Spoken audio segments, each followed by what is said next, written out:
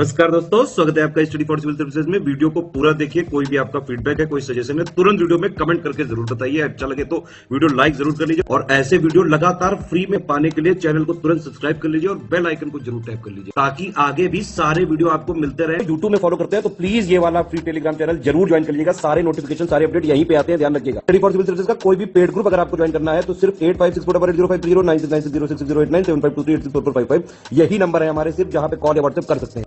Instagram पे हमारा page जरूर फॉलो कर लीजिएगा, स्टडी फॉर सिविल .सर्विसेज है। ट्विटर पे हमको जरूर फॉलो कर लीजिएगा, @स्टडी फॉर सिविल्स है।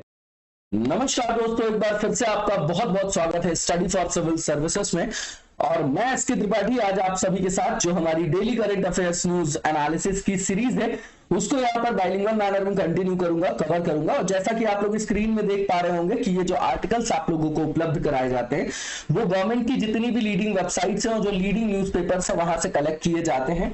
और ये सीरीज आपके लिए स्पेशली फॉर यूपीएससी, सीएससी, उसके साथ ही जो आपके स्टेट पीसीएस के एग्जामिनेशंस होते हैं उनके लिए प्रीलिम्स और मेंस दोनों ही पर्सपेक्टिव में बहुत ही ज्यादा लाभदायी सिद्ध होगी। तो आप लोग इस सीरीज को सतत रूप से देखें और इसका महत्तम लाभ भी अर्जित करें। साथ ही दोस्तों, अगर आपने इस वीडियो में 10,000 लाइक्स का टारगेट कंप्लीट किया तो इसका जो आपका पीडीएफ है वो आपको फ्री ऑफ कॉस्ट प्रोवाइड कराई जाएगी। उसके लिए आप हमारा टेलीग्राम का चैनल ज्वाइन कर लें, साथ ही जो हमारा इंस्टा का पेज है उसे भी फॉलो कर ले।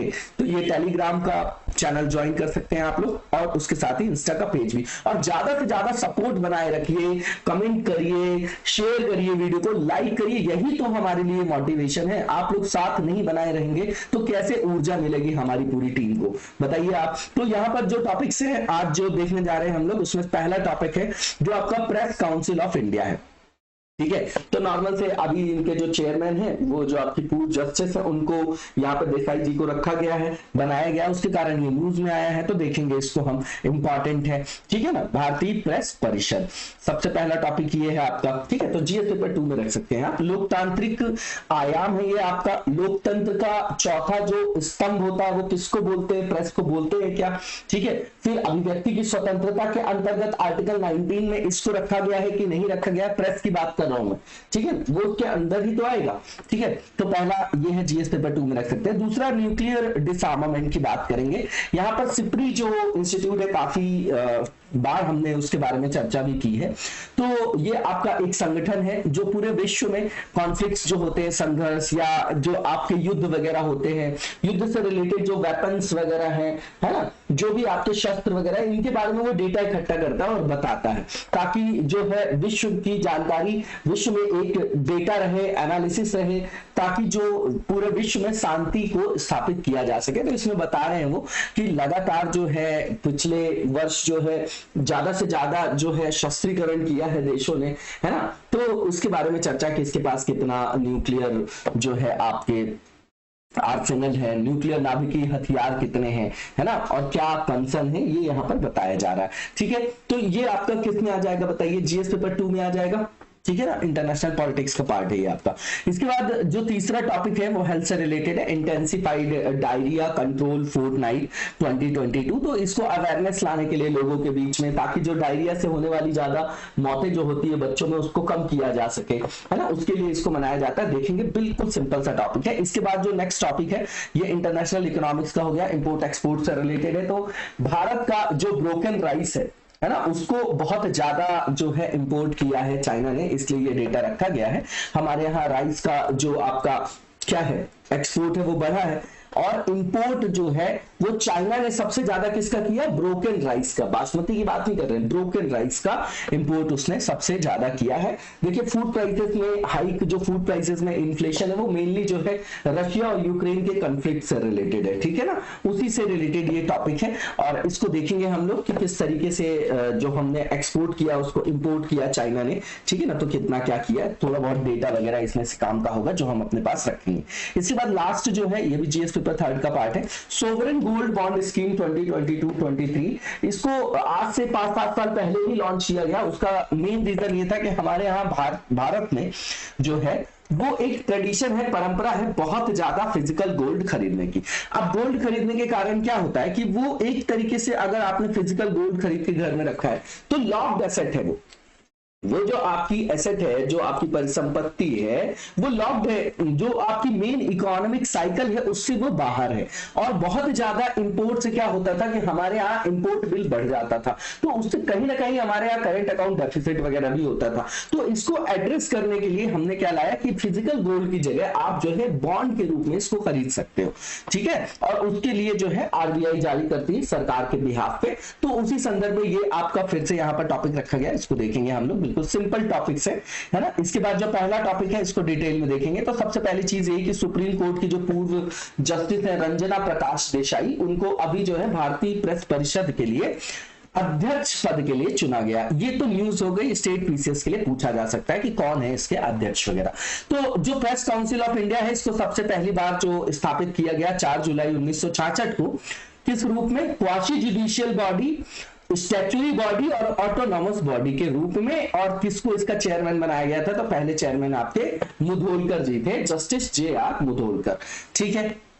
अब इसमें जो एक्ट था 1965 का, उसमें क्या मतलब प्रोविजन किए गए थे? तो बताया गया था कि इस काउंसिल में एक तो चेयरमैन होंगे और 25 अदर मेंबर्स होंगे। फिर जब इमरजेंसी का पीरियड आया 1975, आपातकाल वगैरह पता होगा आप लोगों को, तो जब वो आपातकाल का दौर आया तब इस काउंसिल को क्या कर दिया गया? अबॉलिश कर दिया गया, समाप्त कर दिया गया। उसके बाद 1978 फिर संपूर्ण क्रांति होगी, जनता दल की सरकार बनेगी, तो वापस से परिषद की स्थापना के लिए प्रावधान करने के लिए एक नया कानून बनाया गया और 1979 में संस्था को रिव्यू भी किया गया, समीक्षा भी किया गया। इसके बाद बताया गया कि भैया इसमें एक चेयरमैन होंगे और 28 अदर मेंबर्स भी होंगे, ठीक है। इस नए एक्ट में यह भी बताया गया कि राज्यसभा का जो सभापति जी होंगे, लोकसभा के जो अध्यक्ष होंगे और परिषद के सदस्यों द्वारा आपस में चुने गए व्यक्ति जो होंगे, इनसे मिलकर एक कमेटी बनेगी जो सभापति के चयन का प्रावधान करेंगे। मतलब चेयरमैन जो होंगे इस काउंसिल को, उसको डिसाइड करेंगे वो लोग, ठीक है। तो ऐसी व्यवस्था बनाई गई। ये कभी पूछा नहीं जाएगा, फिर भी पता होना चाहिए। ऑब्जेक्टिव्स क्या होंगे? तो सबसे पहले लोकतंत्र का मुख्य आयाम है ये, आधार है ये। तो भैया फ्रीडम ऑफ द प्रेस को सेफगार्ड करना, प्रेस की स्वतंत्रता की रक्षा करना, ये सीधा सीधा अभिव्यक्ति की स्वतंत्रता से रिलेटेड है, ठीक है। कि जनता की जो आवाज है, जनता की जो आपकी अभिव्यक्ति है, उसको अभिव्यक्त करने का माध्यम तो मिले। वरना क्या होता था पहले ब्रिटिशर्स के टाइम पे कि वर्नाकुलर प्रेस एक्ट ला दिए, लिटन ने लाके लगा दिया कि भैया अब आप कुछ बोल नहीं पाओगे, इसको बंद करो, क्योंकि आप बोलोगे तो सरकार की आलोचना होगी, सरकार की आलोचना होगी तो सरकार की जो गलत कृत्य हैं, जो जनता पर ऋणात्मक प्रभाव डाल रहे हैं, उसके बारे में आम जन के बीच में जनमानस ही तैयार नहीं होगा तो कैसे आजाद हो पाएंगे। तो यहां पर वही संदर्भ है कि फ्रीडम जो है उसको सेफगार्ड करना प्रेस की, उसके लिए इसको बनाया गया। दूसरा कि जन जागरूकता के संदर्भ में जो आपके हायर साइड के स्टैंडर्ड्स हैं, जो उच्च मानक हैं, उनको भी बरकरार रखना, है ना। जन जागरूकता फैलाना उसके माध्यम से कि क्या उच्च मानक है, उनका रखरखाव सही तरीके से किया जा रहा है कि नहीं, उसको सुनिश्चित करना। उसके बाद नागरिकता, जो आपके नागरिकता के अधिकार, जिम्मेदारी, दोनों की उचित समझ को बढ़ावा देना, कुल मिला के सिविक सेंस को जो है वो एनहांस करना। उसके बाद जो भी इस पेशे में लगे लोग हैं, उनको उनकी जिम्मेदारी तय करना, उनको जिम्मेदारी का एहसास कराना। फिर जो है सिविल सर्विसेज, मतलब सार्वजनिक सेवा की भावना के विकास को प्रोत्साहित करना, जो कि आज की डेट में बहुत ही कम है। और एक रिस्पॉन्सिबल मीडिया और प्रेस की जो है वो अभी अपेक्षा जो की जा रही है कि अब आज की डेट में टीआरपी के लिए बहुत सारी चीजों को ऐसे दिखाया जाता है कि गौर से देखिए, जबरदस्ती की न्यूज को हाईलाइट किया जाता है ना, चाहे वो कोई भी न्यूज हो आप देखिएगा, है ना। इस तरीके की 100 में से अगर 80 आप फर्जी न्यूज को बताओगे और गलत चीजों को मोबिलाइज करोगे तो उसका सीधा प्रभाव आम जनमानस पर पड़ता है, ठीक है। तो इस तरीके से आज की नितांत आवश्यकता ये है कि जो भी पत्रकारिता के पेशे में लगे हैं, जो भी आपके मीडिया हो, प्रिंट मीडिया हो, न्यूज़पेपर हो, है ना, इलेक्ट्रॉनिक मीडिया हो, या आपका नेट के थ्रू जो भी आपकी अभिव्यक्ति करने के आयाम, ट्विटर है या जो भी यूट्यूब है, तो वहां पर आप बोलने से पहले ये सोचिए कि आपको अभिव्यक्ति की स्वतंत्रता है, लेकिन रीजनेबल रिस्ट्रिक्शंस की भी आवश्यकता। आप यूट्यूब में ही वीडियोज में ही कमेंट देखिए, जिसके जो मन में आता कमेंट कर देते हैं। ऑफलाइन क्लासेस में जब क्लासेस होती है तो आदमी सामने होता है, तो वहां पर जवाब देता है। यहाँ आप बैठे हैं, आपने वर्चुअल मोड पे उठाया और आपने क्या कर दिया, वहां पर अपना वो कर दिया, क्या कर दिया कि कमेंट कर दिया कि फुर्सत हो गया भाई, कमेंट कर दिया, कौन देखने वाला है, तो कुछ भी कमेंट कर दे। तो ये क्या है, ये हमारे सिविक सेंस को क्या करता है, डिफाइन करता है कि हमारे अंदर कितना सेंस है, हम किस संदर्भ में उस चीज को देख रहे हैं। जब भी किसी चीज को हम देखते हैं तो वहां एम्पैथी का ग्राउंड होना चाहिए, जो आप जीएस पेपर 4 में पढ़ते हो एथिक्स में। चलिए आगे की ओर चलेंगे। अब इसमें जो इनको पावर्स दी गई है, तो सबसे पहला कि ये मान लीजिए किसी भी आयाम का, किसी भी संदर्भ का वायलेशन होता है, उल्लंघन होता है ना, जिसमें आपका जर्नलिज्म से रिलेटेड जो भी डोमेन होगा, या प्रोफेशनल मिसकंडक्ट हो, या एथिकल वहां पर जो है पर्सपेक्टिव हो, उसमें अगर किसी भी तरीके का वायलेशन होता है तो ये रिसीव कर सकते हैं कंप्लेंट, है ना। और उसके बाद वहां पर इंक्वायरी वगैरह भी कर सकते हैं, ठीक है ना, कंप्लेंट के संदर्भ में। इसके बाद ये विटनेस को सम्मन कर सकते हैं, है ना, ठीक है। और शपथ के तहत जो है सबूत वबूत भी मांग सकते हैं, सार्वजनिक जो भी आपके रिकॉर्ड्स वगैरह उसकी फोटोकॉपी प्रतियां जमा करने की मांग कर सकते हैं, है ना। वहां पर किसी को चेतावनी भी जारी कर सकते हैं, है ना, जैसे कि समाचार पत्र हैं या उससे रिलेटेड एजेंसीज हैं, एडिटर्स वगैरह हैं, इनके निर्णय जो है, डिसीजन जो है फाइनल होते हैं और कहीं भी दूसरे कोर्ट में जो है अपील नहीं की जा सकती उनके संदर्भ में, ठीक है। अब इश्यूज एंड चैलेंजेस क्या है, तो सबसे पहली चीज ये कि ये पेनलाइज नहीं कर सकते न्यूज़पेपर्स को, और जो न्यूज एजेंसीज हैं, एडिटर्स हैं, जर्नलिस्ट हैं, है ना, तो उनको गाइडलाइन के वायलेशन के लिए जो है वो पेनलाइज नहीं कर सकते। तो भैया जब दंड ही नहीं दे सकते तो ये तो बात वही हो गई कि शेर बिना दांत का हो गया, ठीक है। तो पहला जो है ये चैलेंजेस है। दूसरा जो है चैलेंज वो ये है कि ये सैंक्शन नहीं लगा सकते न्यूज़पेपर्स पे, ऑर्गेनाइजेशंस पे, एडिटर्स पे, जर्नलिस्ट पे, है ना, जो भी आपके वायलेशन वगैरह कर रहे हैं, वायलेट कर रहे हैं गाइडलाइंस का। उसके बाद जो तीसरा है कि ये केवल जो है प्रिंट मीडिया के कामकाज को रिव्यू करता है ना। फंक्शन जो क्या है कि प्रिंट मीडिया बस को ये ओवरव्यू करेगा। तो भैया आज के दौर पे देखेंगे तो इलेक्ट्रॉनिक मीडिया बहुत ज्यादा है ना। तो आपका इसके प्रिंट मीडिया के अलावा भी बहुत सारे जो है आपके टेक्नोलॉजी से रिलेटेड आज के दौर पे में जो है मीडिया का यूज किया जा रहा है ना, इलेक्ट्रॉनिक मीडिया का तो बहुत ज्यादा यूज किया जा रहा है, ठीक है। तो ये क्या हो गया, इसकी एक सीमा हो गई, एक इसका क्या हो गया, ड्रॉबैक हो गया। इसके बाद जो नेक्स्ट टॉपिक है न्यूक्लियर डिसआर्मामेंट, इससे रिलेटेड सारी संधियां आप लोगों ने पढ़ा होगा, है ना, सीटीबीटी, एनपीटी, है ना, ठीक है, ये सब पढ़ा होगा आपने और उसको रिवाइज कर लीजिएगा, इंपॉर्टेंट भी है। देखिए अभी यहां पर ये बोला जा रहा है कि अभी जो आपका सिप्री उसने बताया कि भैया Stockholm International Peace Research Institute है, इसने बोला कि ये जो ईयर बुक निकाला इन्होंने उसमें हाईलाइट किया है कि कुछ जो है चिंता का संदर्भ है, जो लास्ट ईयर जो है ना, जो बहुत ज्यादा जो रुझान है वो शस्त्रों को एक्युमुलेट करने में, शस्त्रों को इकट्ठा करने में, जो है शस्त्रों के संचयन में देखा गया है देशों के द्वारा।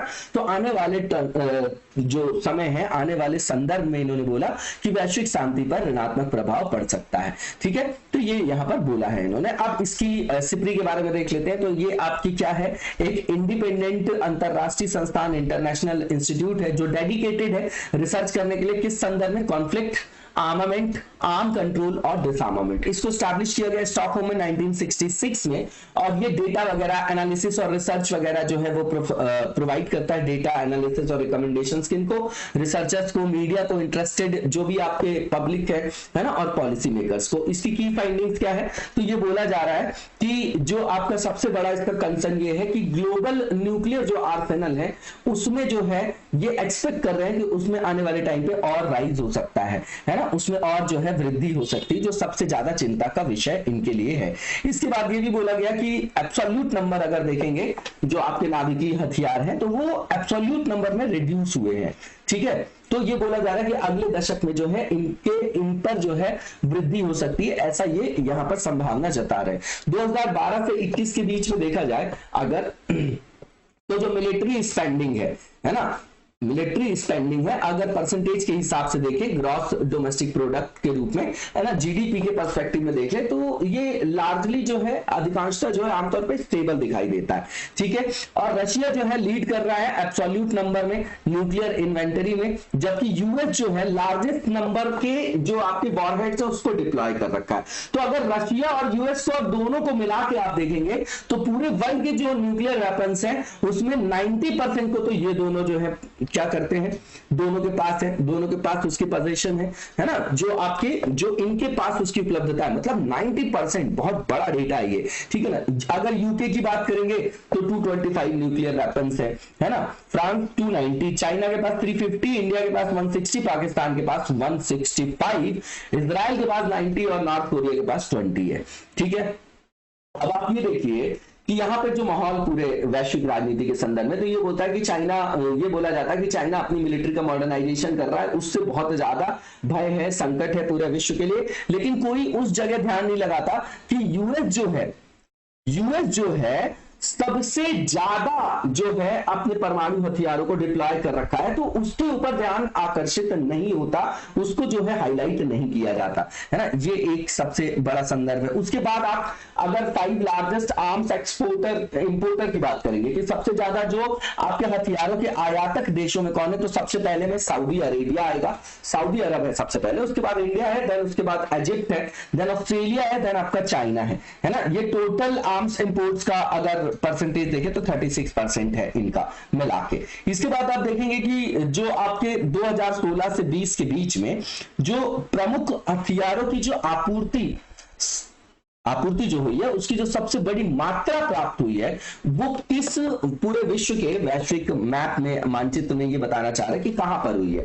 2016 से 20 के बीच में जो हथियारों की आपूर्ति सबसे ज्यादा, सबसे बड़ी मात्रा में कहा हो तो एशिया वाले क्षेत्र में हुई और ओशनिया में हुई है ना। जो वैश्विक अगर संदर्भ में देखा जाए तो टोटल का 42% था, इसके बाद मिडिल ईस्ट में हुई है जहां पर 33% है, ठीक है।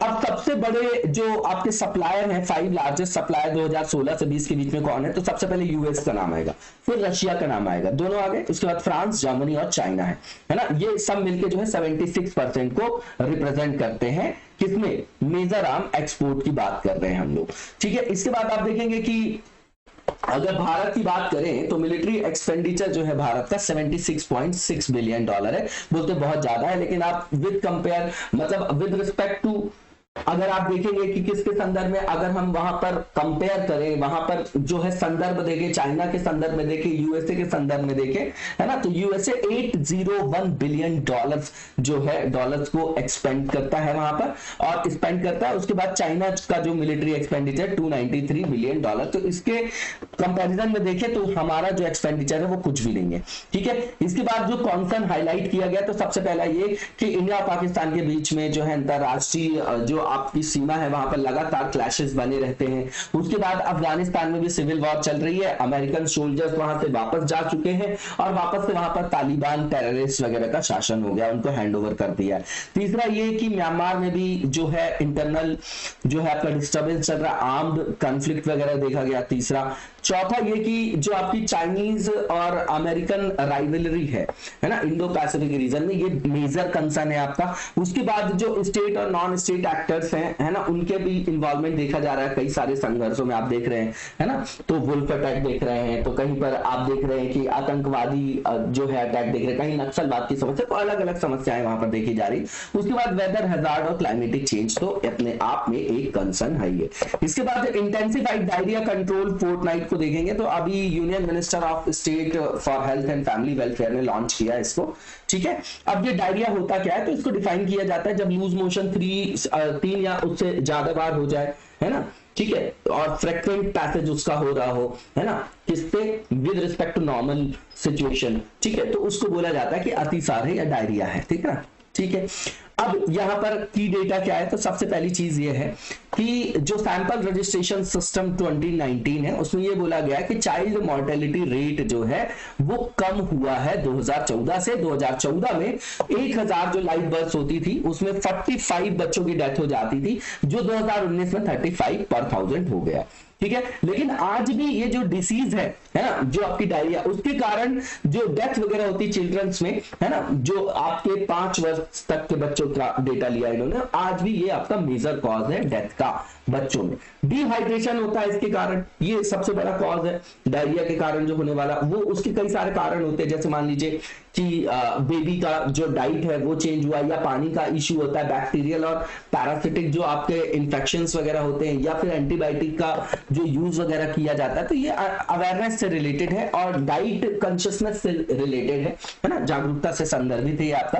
अब यहाँ पर कारण क्या है कि अभी भी डायरिया का हाई जो है प्रिवेलेंस देखा जाता है, अधिक प्रसार के कारण क्या है, तो सीधी बात बता रहे हैं, जो NFHS 5 का जो सर्वे है उसमें बोला जा रहा है कि अभी भी जिनमें भी दस्त वगैरह की समस्या है, जो आपके पीड़ित रहते 5 वर्ष से कम आयु के बच्चे, उसमें केवल 60%, 60.6% लिखा गया है, उनको केवल जो है ओरल रिहाइड्रेशन सॉल्यूशन दिया गया।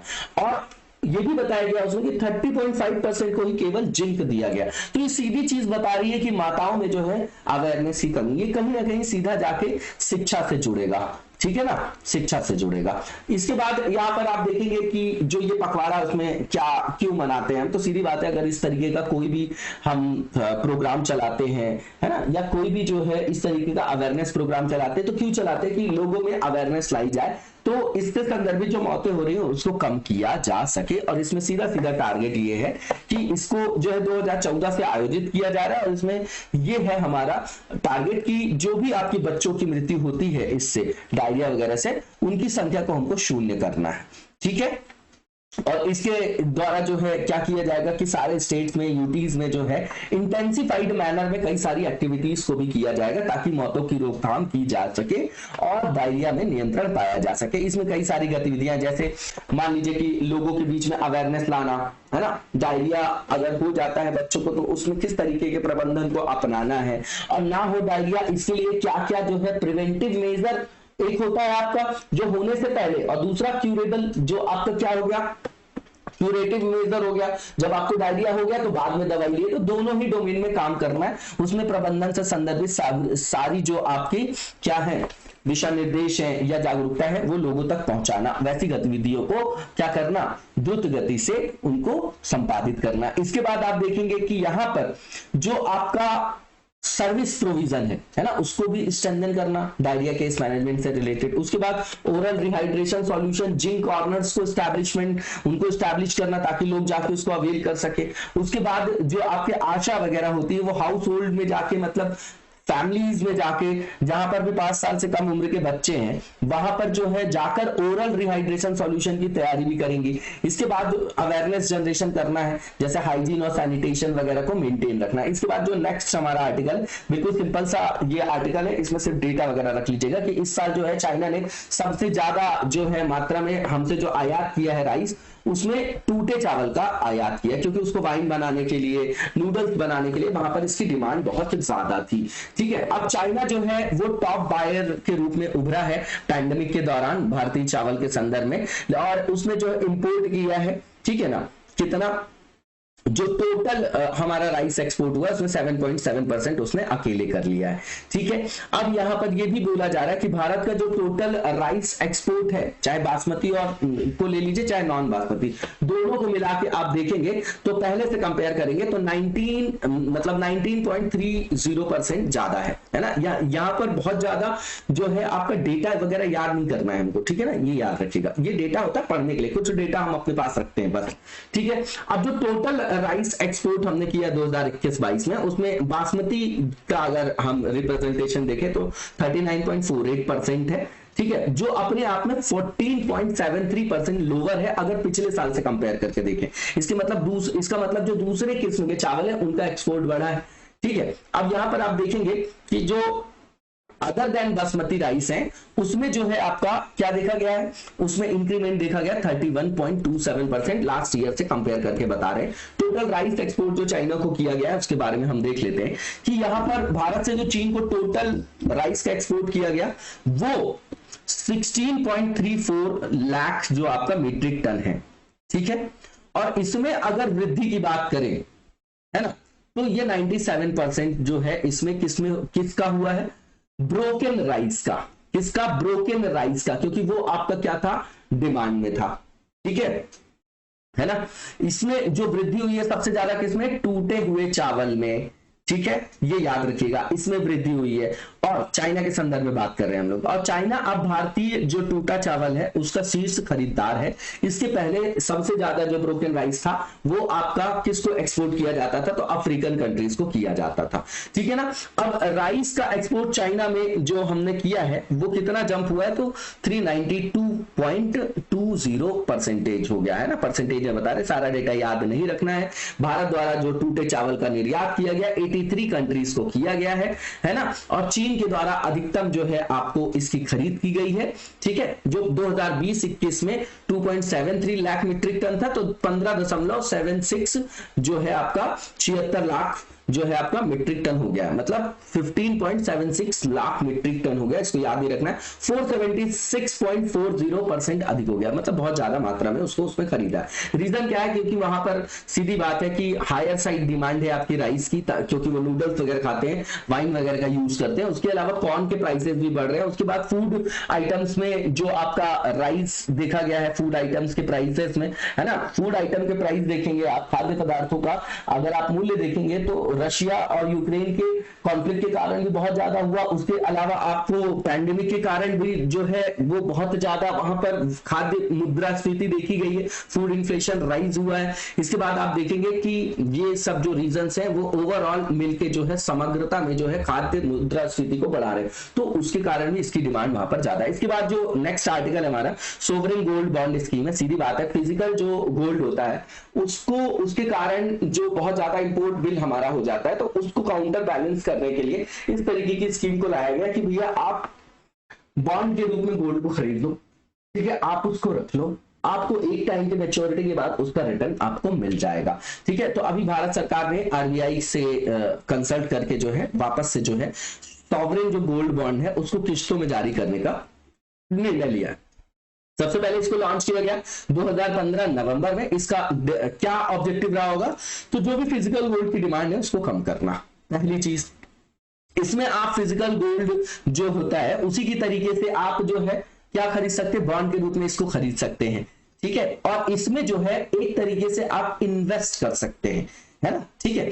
अब ये जो है इसकी बिक्री कौन करेगा, तो शेड्यूल्ड कमर्शियल बैंक होंगे। इसमें आपके स्मॉल फाइनेंशियल बैंक और पेमेंट बैंक नहीं आएंगे, ये याद रखिएगा। इसके बाद stock holding corporation of India limited आएगा, clearing corporation of India limited आएगा, है ना। जो भी आपके डेजिग्नेटेड पोस्ट ऑफिस है या रिकॉग्नाइज्ड आपका स्टॉक एक्सचेंज है, जैसे आपका एनएससी और बीएससी आ जाता है ना, ये सब जो है इसको बेच सकेंगे, इसको इसका जो है ट्रेड कर सकेंगे, ट्रेडेबल होता है ये आपका, ठीक है ना।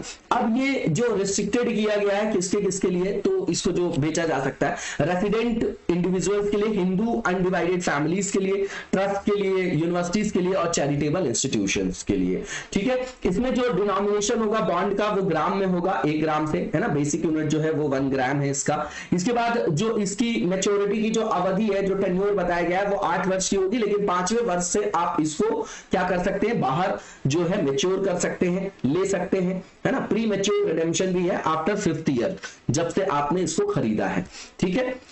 अब जो है इसमें आप ये भी समझ लीजिए कि इसमें जो न्यूनतम खरीदारी होगी बॉन्ड की, जो डिनोमिनेशन वो 1 ग्राम सोना होगी, ठीक है ना, 1 ग्राम खरीदना पड़ेगा। इसमें जो मैक्सिमम लिमिट है वो आपकी वो भी लगाई गई है कि अगर कोई इंडिविजुअल खरीदना चाह रहा है तो 4 किलोग्राम तक खरीद सकता है, हिंदू अनडिवाइडेड फैमिली 4 किलोग्राम तक खरीद सकती है, ट्रस्ट और जो उससे रिलेटेड जो सिमिलर एंटिटीज होंगी वो ये सब एक फिजिकल ईयर की बात कर रहे हैं, ठीक है ना, तो 20 किलोग्राम तक वो खरीद सकते हैं, नॉर्मल सी चीजें हैं। इसके बाद आप देखेंगे कि मान लीजिए ज्वाइंट होल्डिंग है किसी इन्वेस्टमेंट में, तो वहां पर लिमिट 4 kg है, लेकिन ये आपका अप्लाई है केवल फर्स्ट एप्लीकेंट के लिए, ठीक है। पेमेंट जो होगी इस बॉन्ड की वो कैश के थ्रू हो सकती है, जो उसमें मैक्सिमम लिमिट जो है 20,000 है, ठीक है। और डिमांड ड्राफ्ट, चेक और इलेक्ट्रॉनिक बैंकिंग के माध्यम से भी पेमेंट कर सकते हैं, ठीक है। अभी जो इशू करेगा इसको आरबीआई किसके बिहाफ पे, तो वो गवर्नमेंट ऑफ इंडिया के बिहाफ पे करेगा, ठीक है। इसमें बॉन्ड जो है इशू किया जाता है ना, तो स्टॉक मार्केट में भी ट्रेड वगैरह कर सकते हैं, तो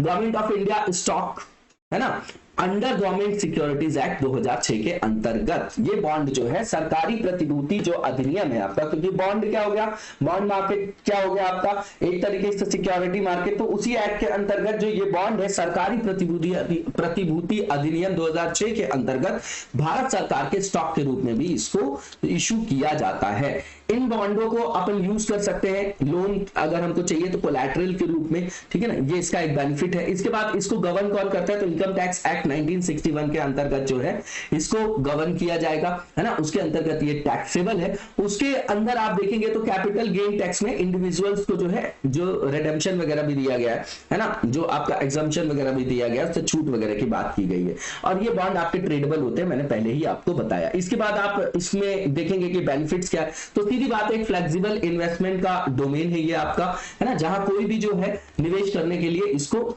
जो है इस विकल्प को चुन सकता है। इसके बाद ये लोन के लिए कोलैटरल का यूज, मतलब कोलैटरल के रूप में हम इसको यूज कर सकते हैं, हमारी परिसंपत्ति के रूप में काम करेगा। उसके अलावा ये इंडिया के इंपोर्ट बिल को कम करेगा, है ना, और डिमांड जो होगी फिजिकल गोल्ड की वो कम होगी, तो अल्टीमेटली जो देश का आपका इंपोर्ट बिल कम होगा तो करेंट अकाउंट डेफिसिट हमारा कम होगा, है ना, जो ट्रेड बैलेंस है हमारा, बैलेंस ऑफ पेमेंट है, वो भी उस पर भी नेगेटिव इंपैक्ट नहीं पड़ेगा हमारा, तो कहीं ना कहीं भारत सरकार के पास पैसे बचेंगे, है ना, जो आपका मुद्रा बचेगी, तो उस मुद्रा का उपयोग कहीं ना कहीं फिजिकल इंफ्रास्ट्रक्चर को डेवलप करने में, सोशल इंफ्रास्ट्रक्चर को डेवलप करने में, आत्मनिर्भर भारत को कैटलाइज करने में, है ना, भारत को मैन्युफैक्चरिंग सेक्टर में वैश्विक संदर्भ में एक अच्छी स्थिति में वैश्विक नेतृत्वकर्ता के रूप में आगे करने में, हमारी सिक्योरिटी को स्ट्रेंथन करने में, है ना, वल्नरेबल ग्रुप्स के कल्याण के लिए, तो कुल मिलाकर उसका उपयोग जो है कई आयामों पर भारत सरकार करेगी और देश का समुचित विकास जो है उसको सुनिश्चित कर सकेगी। ठीक है, इसके बाद जो नेक्स्ट फेज है हमारा एमसीक्यू से रिलेटेड है। तो पहला जो एमसीक्यू है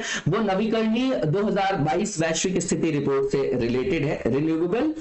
रिन्यूएबल्स 2022 ग्लोबल स्टेटस रिपोर्ट है, इसके बारे में स्टेटमेंट दिए गए, बताना कौन सा ट्रू है। तो पहला ये कि इंडिया ने ऐड किया 15.4 गीगावाट रिन्यूएबल पावर कैपेसिटी 2021 में, और ये थर्ड हाईएस्ट है आफ्टर चाइना और यूएस। पहला स्टेटमेंट बिल्कुल ठीक है ना। इसके बाद जो दूसरा है कि इंडिया जो है थर्ड लार्जेस्ट मार्केट है पूरे वर्ल्ड में न्यू सोलर जो आपका फोटोवोल्टाइक कैपेसिटी होती है, बिल्कुल ठीक है दूसरा स्टेटमेंट भी। तीसरा ये कि इंडिया की रैंक चौथी है वर्ल्ड के टोटल सोलर एनर्जी इंस्टॉलेशन में, है ना, किसके बाद, तो चाइना के बाद है ना, चाइना के बाद, मतलब चाइना के बाद है हमारा नंबर, दुनिया में चौथे स्थान पे है, ये याद रखिएगा। इंडिया की रैंक 5th है एथेनॉल प्रोडक्शन में, ठीक है ना, 2021 में 5वें स्थान पे रहे हम। तो चारों के चारों स्टेटमेंट बिल्कुल ठीक है, इसका आंसर आपका ऑल ऑफ द अबव हो जाएगा। इसके बाद जो नेक्स्ट क्वेश्चन है हमारा, इससे पूछा जा रहा है कि जो वर्ल्ड कॉम्पिटिटिवनेस इंडेक्स 2022 है, इसके बारे में इनकरेक्ट ऑप्शन को हमको पिक करना है। तो पहला जो स्टेटमेंट है कि इसको रिलीज किया है किसने, तो इंस्टीट्यूट फॉर मैनेजमेंट डेवलपमेंट ने किया है। तो पहला स्टेटमेंट बिल्कुल ठीक है इसका कि इंस्टीट्यूट फॉर मैनेजमेंट डेवलपमेंट के द्वारा इसको रिलीज किया जाता है। सबसे पहली बार इसको 1989 में पब्लिश किया गया था। दूसरा ये कि इसमें इंडिया में शार्पेस्ट राइज जो है एशियन कंट्रीज के संदर्भ में जो है वो क्या देखी गई है, यहाँ पर उसका क्या है, हम विटनेस है ना। एशियाई देशों में भारत में सबसे तेज जो है वृद्धि देखी गई, दूसरा स्टेटमेंट भी ट्रू है। तीसरा ये कि भारत की रैंकिंग जो है इस साल 6 अंक का जो है 6 स्थानों का जंप किया है, हमने 6 स्थान ऊपर आए हैं हम, यहाँ पर 43rd थी पहले रैंक हमारी, अब 37 हो गई। तीनों स्टेटमेंट बिल्कुल ठीक है। उसके बाद डेनमार्क ने यहाँ पर टॉप किया है इंडेक्स में, उसके बाद स्विट्जरलैंड और सिंगापुर है, ठीक है। तो चारों के चारों स्टेटमेंट बिल्कुल ठीक है। और इसमें पूछा जा रहा है कि गलत विकल्प का चयन करिए, तो कोई भी गलत नहीं है, इसका आंसर आपका नन ऑफ द अबव हो जाएगा। इसी के साथ आज के वीडियो को यहीं पर विराम देंगे, नेक्स्ट वीडियो में कंटिन्यू करेंगे। तब तक लगातार जबरदस्त तरीके से पढ़ते रहिए और आगे बढ़ते रहिए। Thank you so much, best of luck.